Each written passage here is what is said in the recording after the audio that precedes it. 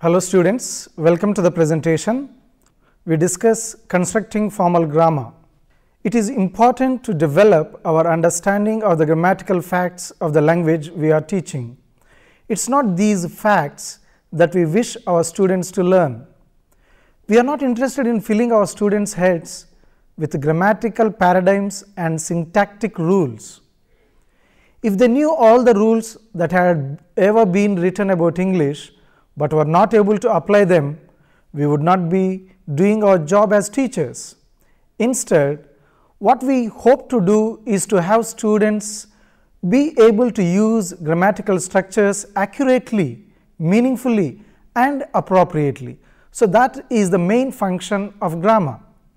In other words, grammar teaching is not so much about knowledge transmission as it is skill development. In fact, it is better to think of teaching grammaring rather than grammar, as said by Larson Freeman.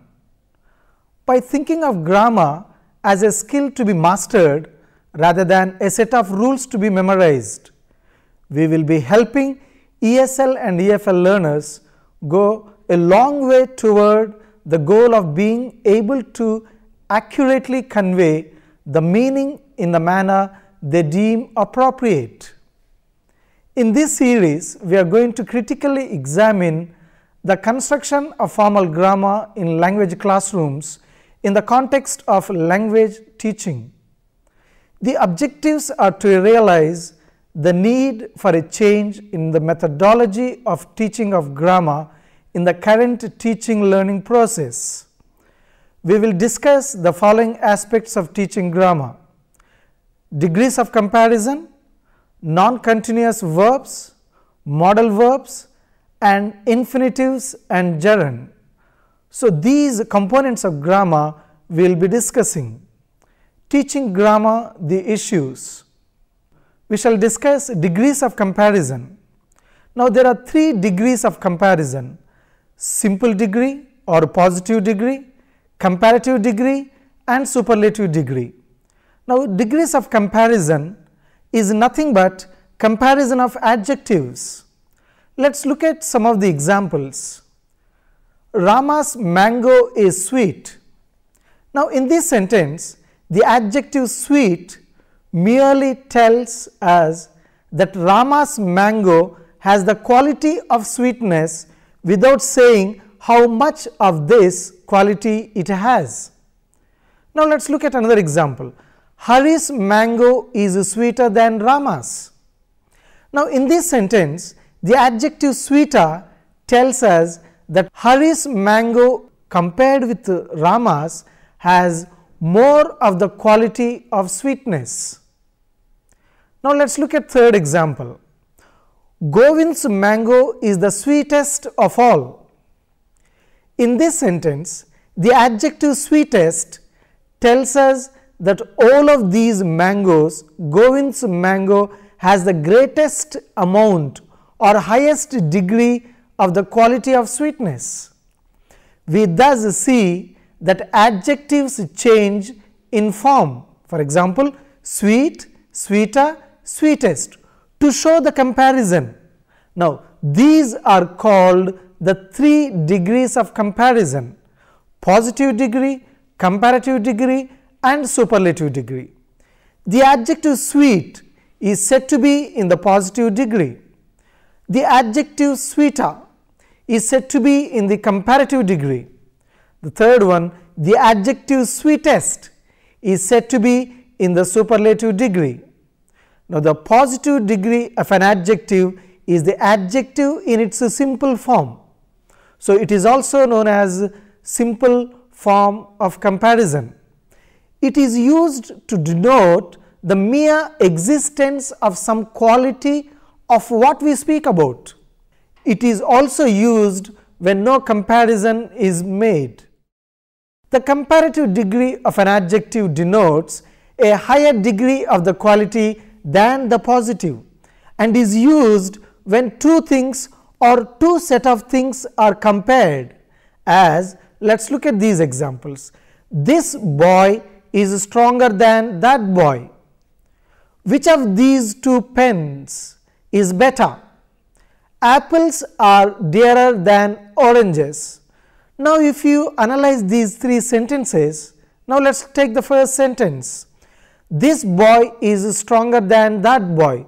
Now there is a comparison between these two boys, and the stronger is used to compare between this boy and that boy.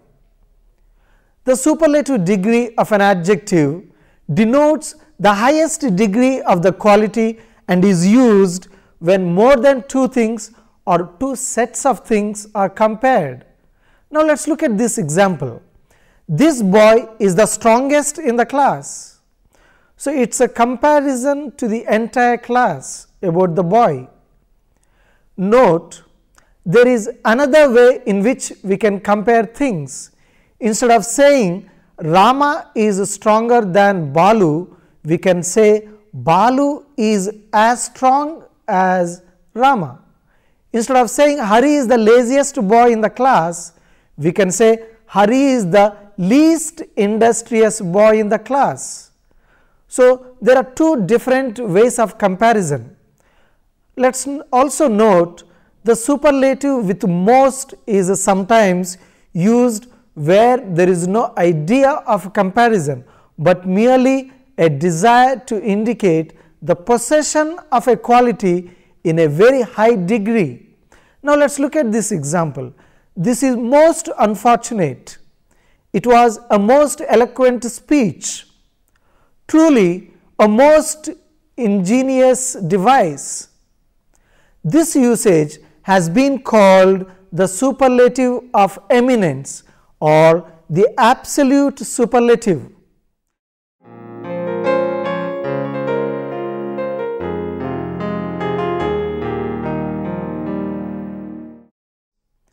Non-continuous verbs are verbs that we do not normally use with continuous tenses.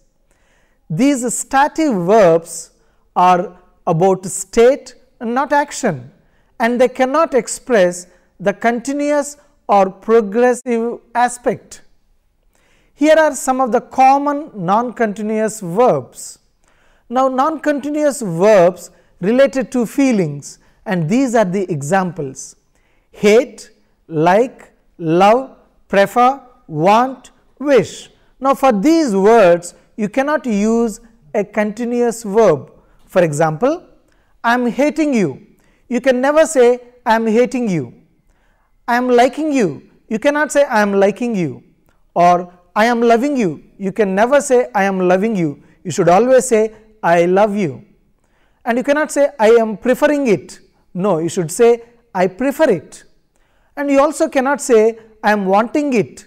No, you should say I want it. And you cannot say I am wishing you. You should always say I wish you good luck.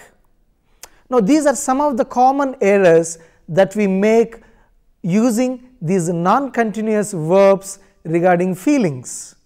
Now let's look at some of the non-continuous verbs related to senses. Now these are the following words: appear, feel, hear, see, seem, smell, sound and taste. Now let's take an example. I am appearing for exam is wrong. You cannot say I am appearing for exam, because appear is a non-continuous verb. Therefore you need to say I appear for exam. I am feeling bad. You cannot say I am feeling bad. You should say I feel bad. Or you cannot say I am hearing it. You should always say I hear it. And you cannot say I am seeing. You should always say I see it. And also you cannot say I am smelling. You should always say I smell it. Or you cannot say it is tasting good. And most often people say it is tasting good, and that is wrong. Therefore you should say it tastes good. Now these are the continuous verbs related to senses that you should always keep in mind. They do not take ing form and you should not use them in continuous tense. Now let's look at some of the non-continuous verbs related to communication. Now verbs like agree, deny, disagree, mean, promise, satisfy and surprise. With these verbs you cannot use non-continuous verbs. For example, agree. You cannot say, I am agreeing with you. And most often people use very wrongly. You should say, I agree with you, or I deny it. You cannot say, I am denying it. Or you cannot say, I am disagreeing with you. You should always say, I disagree with you. So you can also say, I promise you that I would come for a party, and you cannot say, I am promising you. So these are small errors related to non-continuous verbs regarding communication. Now in these list of words, you cannot use ing form. Now let us take up another set of non-continuous verbs related to thinking. And the words related to thinking are believe, imagine, know, mean, realize, recognize, remember and understand. Now these words come under words related to non-continuous verbs on thinking. Now we cannot say, I am believing you. You should say, I believe you. And you cannot also say, I am knowing your name. That is always wrong. I know your name. And you cannot say, I am understanding it. That is also wrong. You should say, I understand your point. So these words you cannot use ing form. You should always say, I understand, I believe, I know, I realize, I recognize, etc. So using ing form would be an error. Now let us look at the other continuous verbs. Verbs like be, belong, concern, depend, involve, matter, need, own, possess. Now even related to these words, you cannot say ing form, and you should not use I am belonging to Hyderabad. No, I belong to Hyderabad. Or you cannot say I am depending on my parents. You should say I depend on my parents. I am needing a book. You can never say I am needing a book. You should always say I need a book. Also, you should not say I am possessing a car. No, we should say I possess a car. So many people make mistakes in this type of verbs, and we tend to use ing form for these verbs. So remember always, for continuous verbs you should never use ing form. Now non-continuous verbs like feelings, senses, communication, thinking, and words are hate, like, feel, deny, agree, know, understand, belong, possess. For these set of words we should never use ing form. And when you learn these non-continuous verbs, your language would be accurate. Now let us use I want a coffee, and we should never say I am wanting a coffee. Let us take up another example. I don't believe you, and we should never say I am not believing you. Does this pen belong to you? And we should never say is this pen belonging to you? It seemed wrong, and you should not say it was seeming wrong. That would be a mistake. I don't hear anything, and we should never say I am not hearing anything. If you say that, it would be a mistake. I cannot see someone in the distance, and you should not say I am not seeing someone in the distance, and if you say that, it would be a mistake.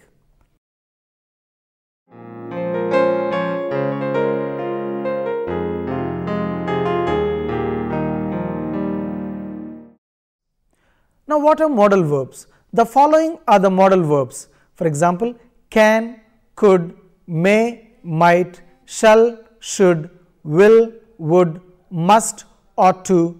Now these are the set of modal verbs. We use these modal verbs to show if we believe something is certain, probable or possible. We also use modal verbs to do things like talking about ability, asking for permission, making requests and offers, and so on. So modal verbs are special verbs which behave very definitely from normal verbs. Here are some important differences. Modal verbs do not take s in the third person singular. For example, he can speak Chinese, and you should not say he can speaks Chinese. That would be a mistake. So here the speak should not have S. For example, he can write English well, and you should not say he can writes English well. So writes, you should not have S for the verb write. Now we should also notice you use not to make modal verbs negative even in simple present and simple past tense. Let us look at an example. You should not be late. So after modal verb should, we have negative followed by be form. Let us take another example.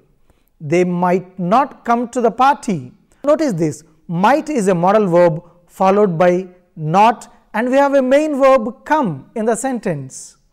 Now let us look at the third rule. Many modal verbs cannot be used in the past tenses or the future tenses. For example, we will can go with us. So what is the problem here? The problem here is we are using two modal verbs, double modal verb. For example, he will can go with us. Will and can, we cannot use them in a single sentence. Either you say he will go with us, or you say he can go with us. Now let us look at second example. She musted study very hard, and it is grammatically wrong. There is no past form of musted. You should say he must study very hard. So she studied or she musted study very hard would be a wrong sentence. So modal verbs in this way should be used carefully. You cannot have a double modal verb. So modal verbs should be mastered with appropriate knowledge. So these modal verbs that we have seen so far are can, could, may, might, shall, should, will, would, must or to. So we need to learn these carefully and use them accordingly.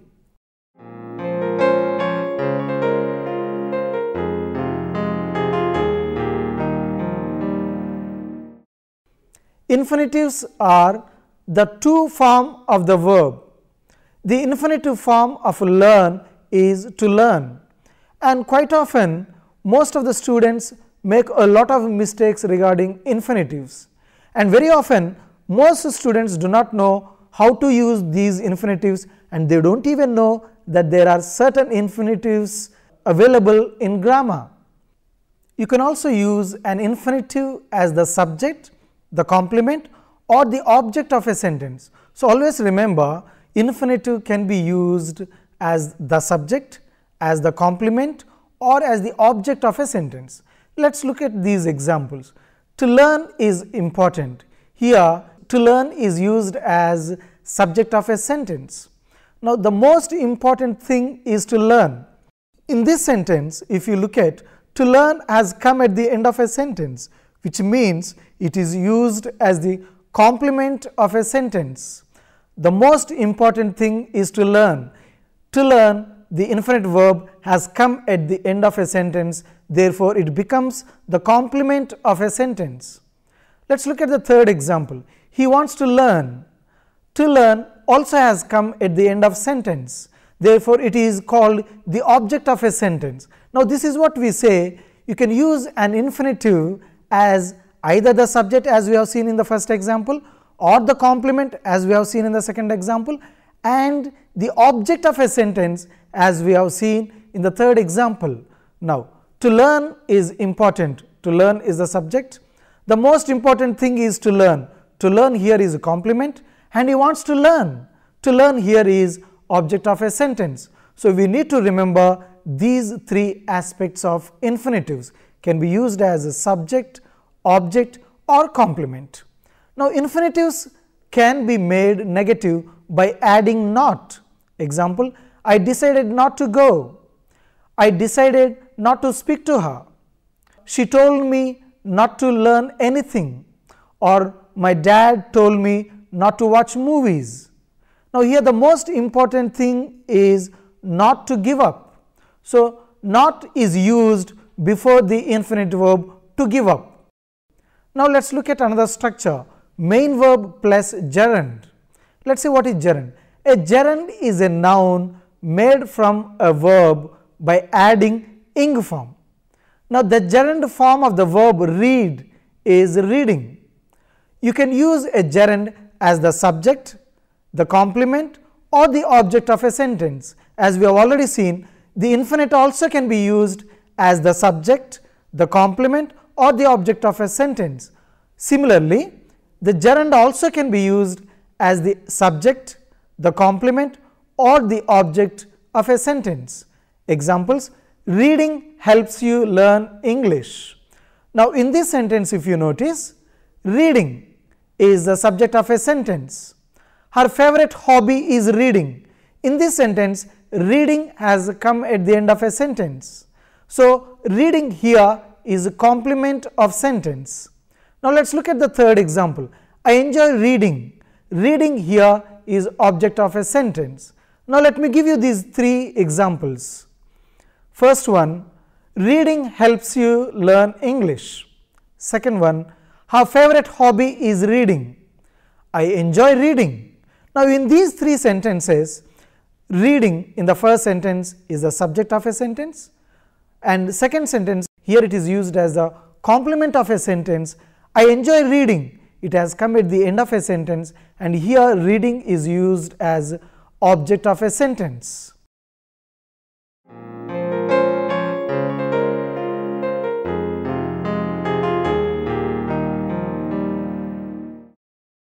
So gerunds can be made negative by adding not. Examples: he enjoys not working. Now if you look at this example, he enjoys not working. So here working is the gerund. Let us take a positive example. She likes swimming. Now she likes swimming. She likes is the main verb, and swimming. And swimming, if you keep not before swimming, it becomes a negative. She enjoys not swimming in the evening. Let us take up another example. The best thing for your health is not smoking. Here smoking is the gerund, and gerund is preceded by not. So always remember, negative is used just before the gerund. So let us take another example. She told me not to waste time. She told me not to waste time.